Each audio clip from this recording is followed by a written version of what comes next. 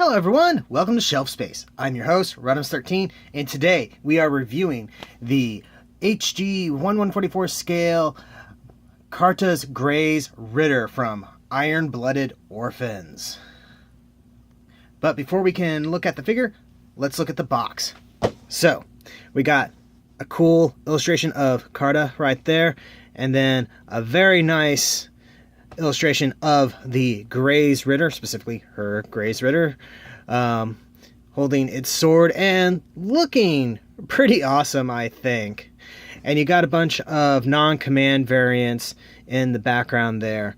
What we're doing is obviously her Graze Ritter, so it has the bigger shoulders and the red markings, though mine doesn't have any of that stuff, and I'll go into that later in the review.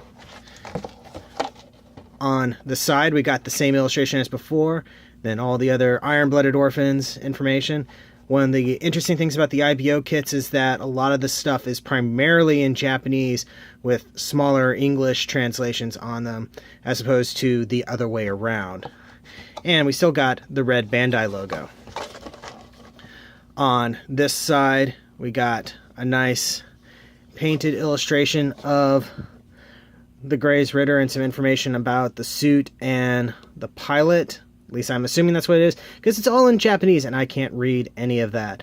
This was just before they started putting English translations on the boxes. All sorts of warning information, and we still had the list price on these back then. So this one was going for 12,000 yen, so 12 bucks, give or take. I don't think I paid that much, or that little, but oh well. Anyway, on this side, it's the same illustration as before, but we also got the bluefin sticker. And then here we got all sorts of cool action poses. It does this, it does that, it does everything. The sword does not look like that out of the box, but that's okay. Anyway, enough of the box. Let's actually take a look at this command unit. And here it is. Looking pretty darn snazzy. I have it in I think it's its ground configuration, or is it its space configuration? I can't remember. It's the version without the big thrusters on the legs because, truth be told, I didn't quite care for how those look, but I will show those off later in the review. As you can see, there's not a whole lot of color variation on this kit, and that's because it does need stickers for some of the big color apps.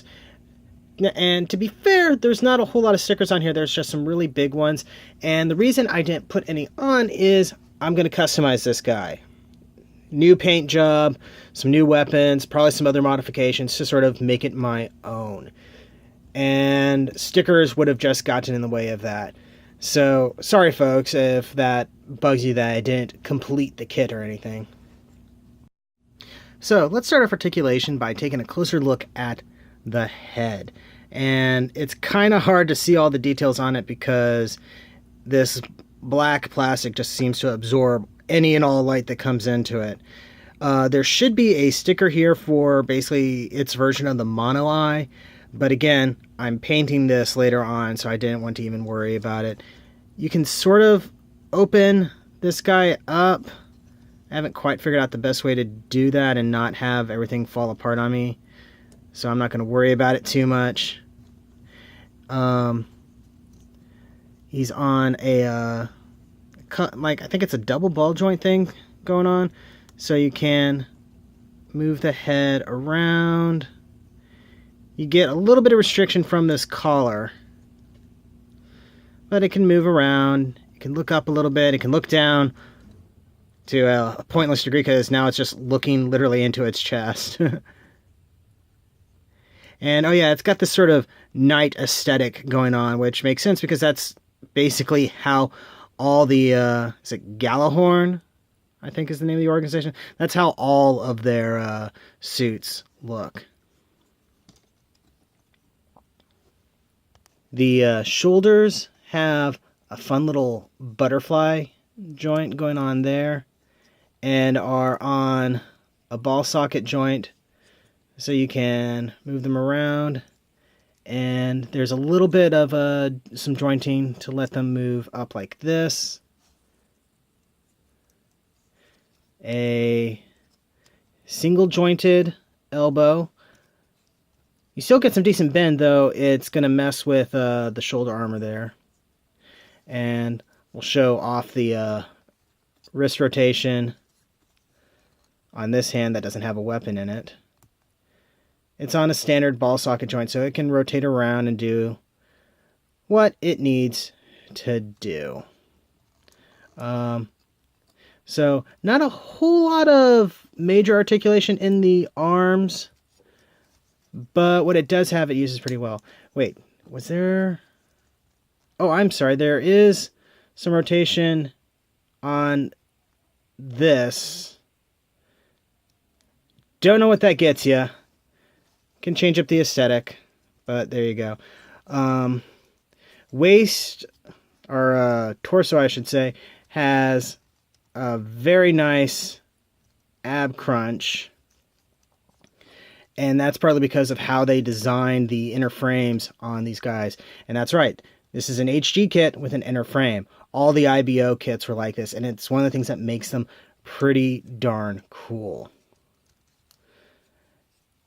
So, and then you can rotate a little bit, but you're restricted because it's connected to these side skirts, and they're bumping into the waist armor. Legs can move. Let's see. Does this rotate? So, forward leg movement seems to be restricted a little bit unless I'm missing something. Hold on a sec. Okay, so front skirt armor can move up to allow for the legs to kick up a little bit. There you go. And then you got a really nice double joint, complete with some part separation. That looks really, really cool. That's actually kind of a cool looking pose. Pew, pew, pew, pew, pew, pew, pew, pew. Okay. Ankle articulation is insane. I mean, look at this. You can tilt this way and that, and I believe there should be, yeah, some jointing for that. So you can, leg-wise, his posing is phenomenal. Some really dynamic poses for that. And he can't quite do the splits because of the side skirt armor. That's the main restriction on the armor here. Oh, that's a cool looking pose. Take a picture of that. That's the main restriction here on the posing, is the armor will bump into things and keep you from achieving the full poses that you may want to do. Accessory wise, he comes with whatever type of gun this is supposed to be. I can't remember if it's like it's not a beam weapon, because I think only the mobile armors had beam weapons. So it's some sort of like large caliber machine gun or something like that. And a nifty sword, which can be stored on the skirt like that. And it just slides into place. And I love the look of this sword. Absolutely love it. The only thing that would make it better is if, you know, it was in the right colors. Come on. You also get an axe, which, while it's a very cool looking axe, it doesn't really fit with my idea of what this kit should be, because axes are very brutal melee weapons, and this is supposed to be for somebody that's more refined. So having an axe just doesn't make any sense. And the main reason you have it is because it just came with the base Graze kit. Speaking of which, you do have lots of extra parts that are left over because they were things for other things. Like these are shoulders for just the regular Graze. I think these were also part of the shoulders. Different chest type. Different style heads. extra set of these things, which I don't mind because I like the look of these and I'm going to use them for something. Don't know what. Other parts I don't even know what they're for. And of course some extra polycaps, but that's just kind of the way kits go usually. You also have these things, which are some extra thrusters. And I've never switched them out before now, so bear with me. But you pop these parts off, and then it should just be a matter of popping these in.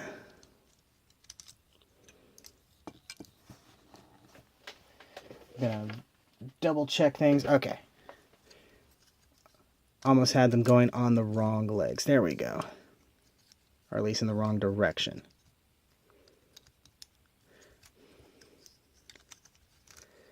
And there you go. And now they can go.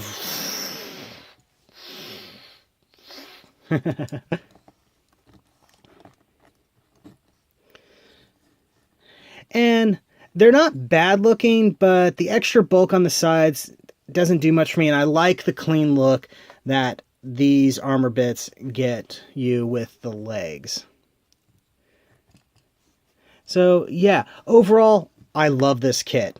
I am very glad that Shoki of Shoki Reviews recommended this to me, because this is a really, really fun build, and I kind of want to pick up some others to try them out. IBO kits in general are just an interesting build because they very much are a different animal in comparison to standard HG builds. You got this inner frame, which is, yeah, there's other kits with inner frames, at least in other scales, but the way this one is made just feels very different.